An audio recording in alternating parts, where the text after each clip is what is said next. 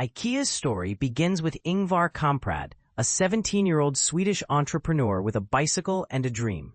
In 1943, Kamprad started IKEA by selling pens, wallets, and picture frames through the mail. The name IKEA is an acronym. Ingvar Kamprad, his name, Elmtared, the farm he grew up on, and Agunnaryd, his hometown.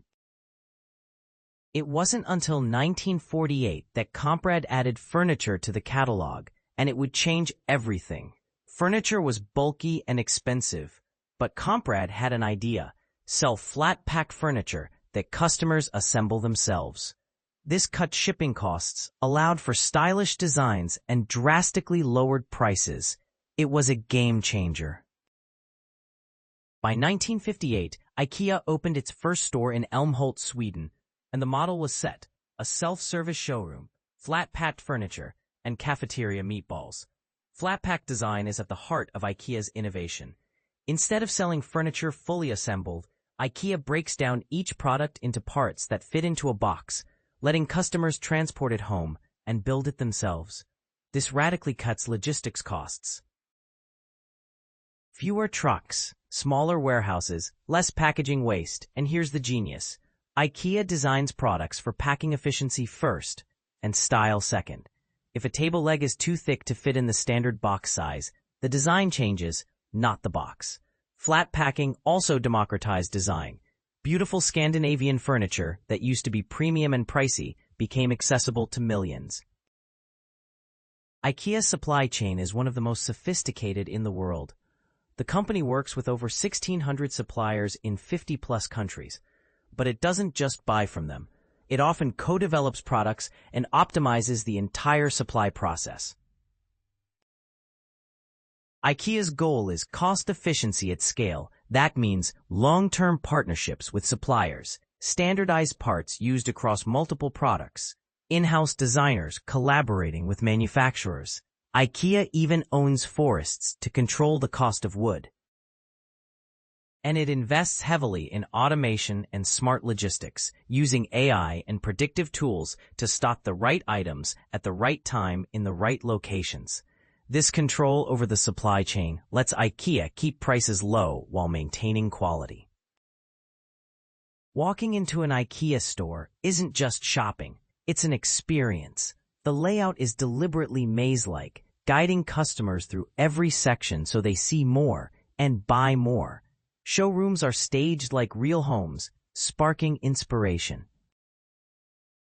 And nearly every store has a cafeteria with affordable Swedish meals, a supervised children's play area, a self-service furniture warehouse.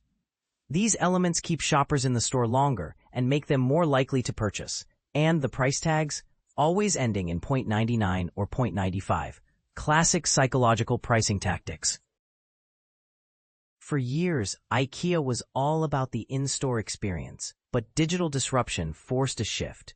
In the 2010s, IKEA began investing heavily in e-commerce, launching a mobile app, improving online shopping, and even experimenting with AR visualizers to let users see how furniture would look in their homes. COVID-19 accelerated the push. IKEA rolled out click-and-collect options, delivery partnerships, and smaller urban format stores.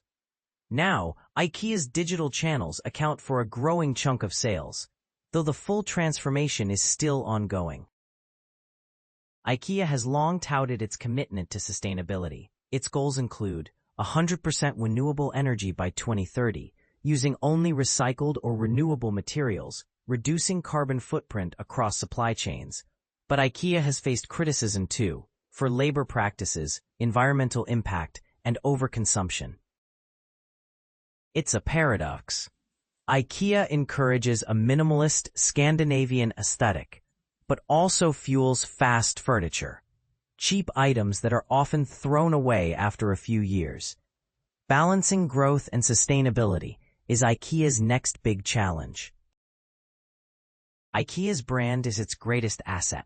Simple, clean, quirky, with just enough Swedish charm to feel authentic.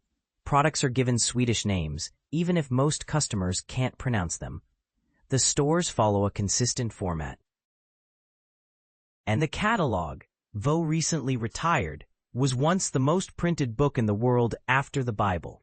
Even the assembly process is part of the brand. Love it or hate it, putting your own furniture together creates a sense of ownership and satisfaction. In branding, IKEA has mastered the art of being global, yet local. As cities grow denser and homes get smaller, IKEA is adapting. It's testing compact urban stores, subscription furniture, and modular living systems. It's exploring circular economy models where customers can return or resell old furniture. IKEA is also betting big on sustainability tech, from solar panels to home battery storage. Its vision? To be not just a furniture company, but a one-stop solution for modern sustainable living.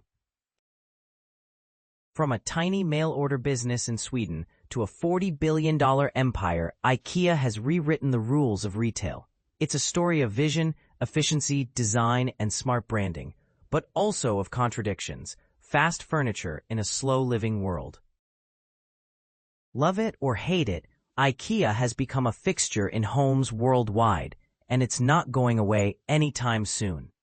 What's your favorite IKEA product? Let us know in the comments.